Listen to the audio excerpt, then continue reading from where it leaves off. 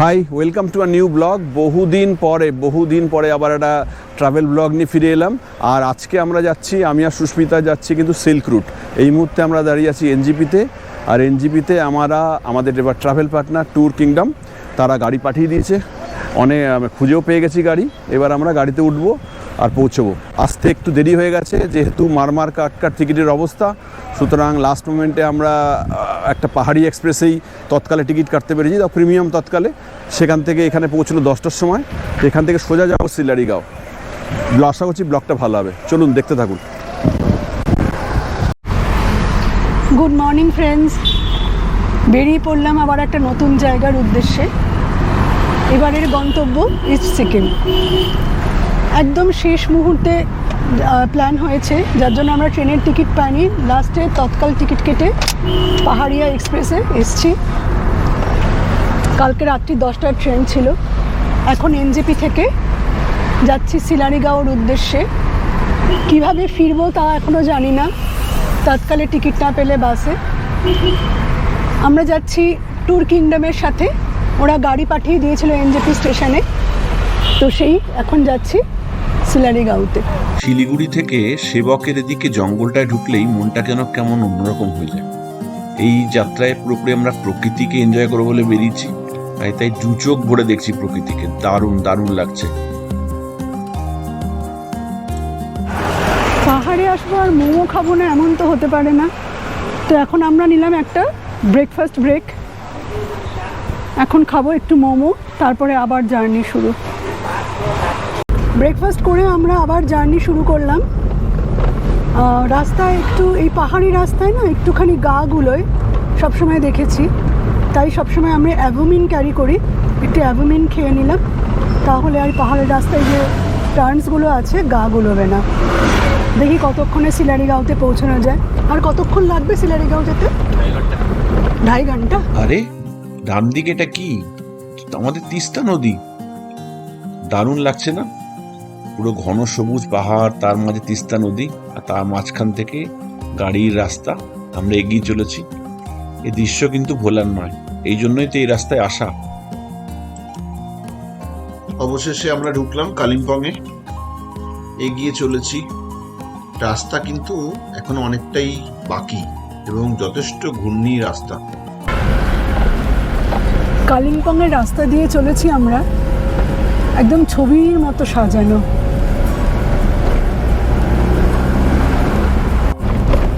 ঝকঝকে পরিষ্কার আকাশে পেঁজা তুলোর মতো মেঘ।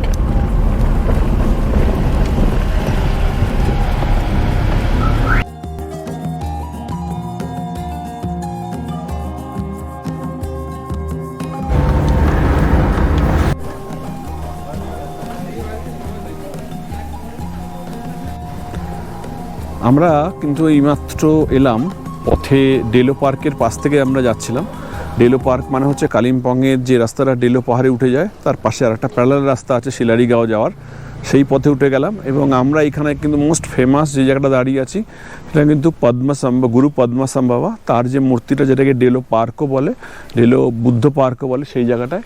এটা বৌদ্ধ ধর্মের যে 3জন বড় গুরু আছেন তার মধ্যে পদ্মাসাম্বাবা একজন, তার মূর্তিটা এখানে আছে। সুতরাং এই জায়গাটা দেখা ছাড়াও আশেপাশের ভিউটা কিন্তু অসম্ভব ভালো। দুপাশে ভ্যালিটা এদিকে আর এদিকে, মানে এবার যদি ক্যামেরাটা নিয়ে আমি দেখাচ্ছি, মানে অসম্ভব। আর আজকে রোদ্দুরটাও আকাশ ঝকঝক করছে, মানে শিলিগুড়িতে যেই কাঠফাটা গরমটা লাগছিল সেটা কিন্তু এখন অনেকটাই কমে ঠান্ডা হাওয়া ঝলকানি দিতে শুরু করেছে। কিন্তু এই পথে কিন্তু কালিম্পং অবধি এটুকু আসতেই যা রাস্তা, তাতে যদি কারুর রাস্তায় চলতে গিয়ে বমি ভাব পায় বা কিছু পায়, তাকে কিন্তু একটা বমির ওষুধ খেয়ে আসতে হবে, এই একটা কিন্তু বললাম। এইবার পাশের দুদিকটা একটু দেখে আমরা আবার সিলারিগাঁও দিয়ে এগিয়ে যাই। অলরেডি 2টো বাজে, হোমস্টেতে গিয়ে দুপুরে খাওয়াটাও সারতে হবে। আমরা এখন ক্রস করছি পেডং, নাম শুনেছেন নিশ্চয়ই। এবারে কিন্তু আমরা প্রায় অনেকটাই কাছাকাছি এসে গেছি। রাস্তার দুপাশে সবুজ আর সৌন্দর্য দুটোই আস্তে আস্তে আরো বাড়ছে। ডিফারেন্ট কালারের শেডগুলোও বাড়ছে সবুজের মধ্যে। আর লাল ছাউনি দেওয়া যে পাহাড়ের রঙের সব বাড়িগুলো, সেগুলো কিন্তু দারুণ লাগছে এই রাস্তার মধ্যে। আমরা এসে পৌঁছেছি এখন সিলারিগাঁওর আনিশা হোমস্টে।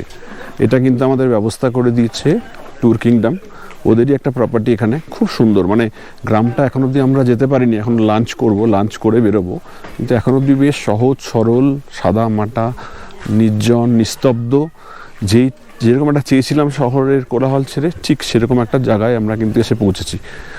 সবকটা বাড়ির সামনে এরকম পুরো ফুলে ফুলে ঢাকা, প্রচুর প্রচুর ফুল। এই হচ্ছে গেস্ট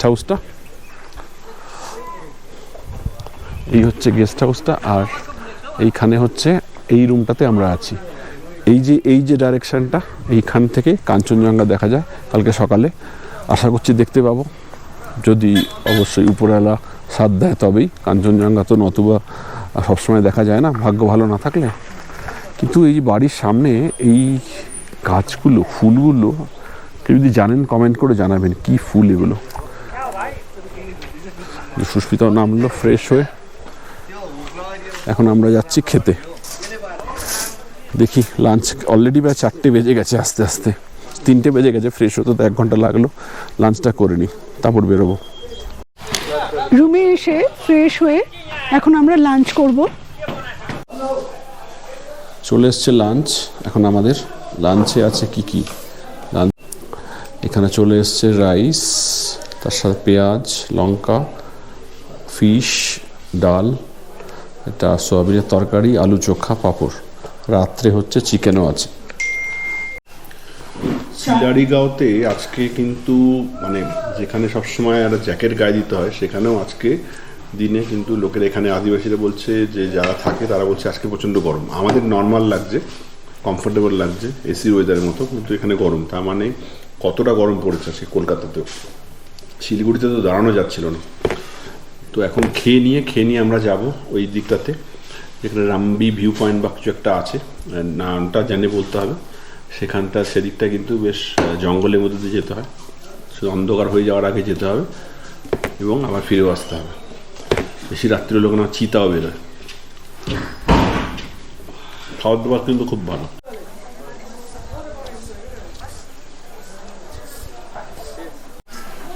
লাঞ্চ করে আমরা বেরিয়ে পড়লাম চারপাশটা একটু এক্সপ্লোর করতে। এখানে কাছে ওইদিকে আছে একটা ভিউ পয়েন্ট, ওই দিকটা অবধি হেঁটে যাওয়ার ইচ্ছে আছে, কিন্তু অন্ধকারও হয়ে আসছে। ওরা বারণ করে দিয়েছে অন্ধকার অবধি না বাইরে থাকতে, অন্ধকারে আগে ফিরে আসতে। তো দেখি চারপাশটা এক্সপ্লোর করে কেমন। ফুলগুলোকে দেখো। হ্যাঁ, ফুলগুলো খুব সুন্দর, প্রচুর রকমের ফুল এখানে, অসাধারণ অসাধারণ ফুল। কি সুন্দর ফুলগুলো। কি নাম ফুলগুলো জানা নেই, কিন্তু দারুণ।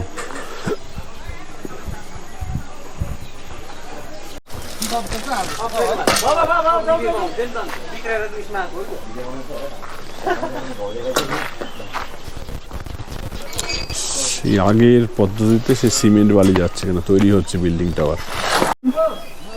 চারপাশটা অসাধারণ, ঠান্ডা, শান্ত। ঠান্ডাটাও খুব বেশি ঠান্ডা না, বেশ মনোরম ঠান্ডা এবং শান্ত। দূরে পাইন গাছের জঙ্গল, তার সামনে হোমস্টেগুলো, ভারী মনোরম দৃশ্য। আমরা এখন ঠিক উপরের রাস্তা দিয়ে, মানে এখানে অনেকগুলো লেয়ার আছে যাওয়ার জন্য। আমরা যে মোটামুটি মিডল লেয়ারে আছি, তার উপরে একটা লেয়ার আছে, সেখান থেকে গিয়ে একটা রাস্তা আছে জঙ্গলের দিকে যাওয়ার, সেদিকে যাওয়ার চেষ্টা করছি।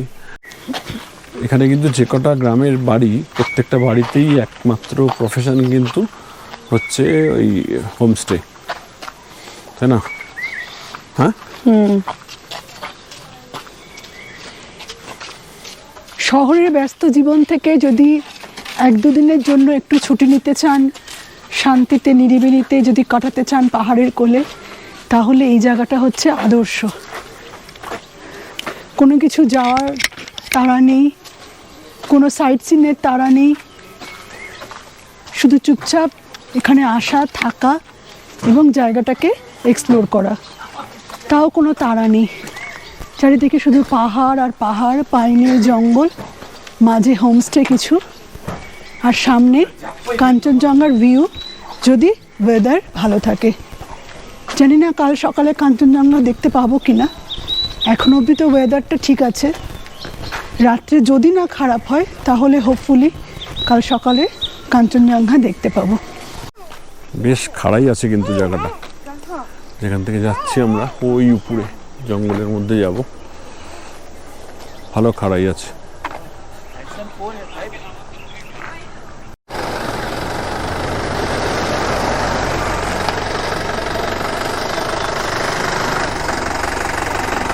এই হচ্ছে আমাদের হোটেলের দিকে যাওয়ার রাস্তা, আর এই রাস্তায় এখন আমরা হেঁটে যাবো।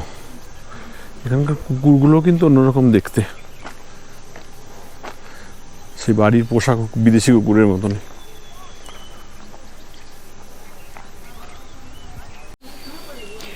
হোটেল থেকে বেরিয়ে আমরা এখন যাচ্ছি বনের দিকে।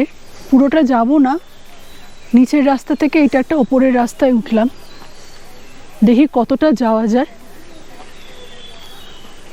এখানে শুনেছি যে সন্ধেবেলা নাকি চিতাও বেরোয়, জানি না কতটা সত্যি কথা, কিন্তু রিস্ক না নেওয়াই ভালো। তাই বেশি দূর যাব না, বিকেল থাকতে থাকতে সন্ধে নামার আগে আবার ফিরে আসবো, নেমে আসবো। কিন্তু জায়গাটা কিন্তু অসাধারণ লাগলো আমার। অসাধারণ শুধুমাত্র ইউটিউব চ্যানেলে বলার জন্য বলছি না, কিন্তু শান্ত সুন্দর, একদম শহরের ব্যস্ত লাইফ থেকে, যেটা সুস্মিতাকে বললো, একটু স্লো ডাউন করার জন্য, একটু টক্সিক এনভায়রনমেন্ট থেকে বেরোনোর জন্য, একটুখানি নিজের সাথে নিজের সময় কাটানোর জন্য, সেলফ টক করার জন্য, অনেক কিছু শান্ত হয়ে বসে ভাবার জন্য যদি কোনো জায়গা চাই, তাহলে শিলারিগাঁওকে আপনারা কিন্তু একটা কনসিডারেশনের মধ্যে রাখতে পারেন। দার্জিলিংয়ে তো যা অবস্থা, সমস্ত লোক লাইন দিয়েছে, এবং আসার সময় দেখলাম ড্রাইভার বলছে সে কেউ দার্জিলিংয়ের দিকে যাচ্ছে না, কারণ যারই 4 চাকা আছে সমতলের লোকরা তারা দার্জিলিং দিকে চলে এসছে। এবার তারা পাহাড়ের লোকের মতন, তাদের গাড়ি হাত সেট নেই, তার ফলে কোনো একটা বাঁকে তারা আটকে যাচ্ছে, তারপরে লম্বার পর লাইনের পর লাইন লম্বা জ্যাম লেগে যাচ্ছে। সো দার্জিলিং গিয়ে কোনো লাভ নেই। এরকম একটা অফবিট জায়গা যদি চুজ করতে হয়, শিলারিগাঁও কিন্তু যেরকম শুনেছি আমার সেরকমই দেখেই ভালো লাগছে, খুবই ভালো।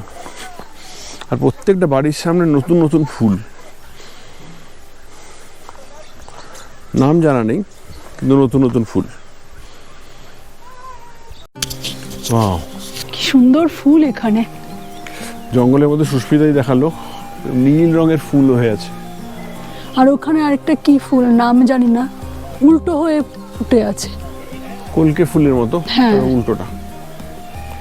আর নীল ফুলগুলো দারুণ,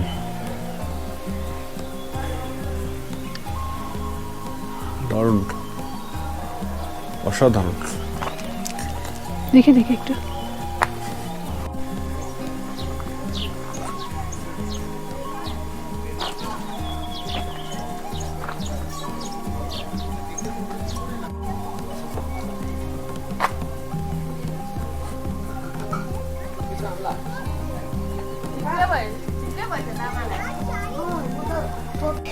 আমরা হাঁটতে হাঁটতে অনেকটা উপরে উঠে এসেছি। এখান থেকে পাইনের জঙ্গল, পাহাড় আর হোমস্টেগুলো ভীষণ সুন্দর দেখা যাচ্ছে। এই পুরো শিলারিগাঁও গ্রামটা এখান থেকে দেখা যাচ্ছে, সব হোমস্টেগুলো আর এই পাইনের জঙ্গল।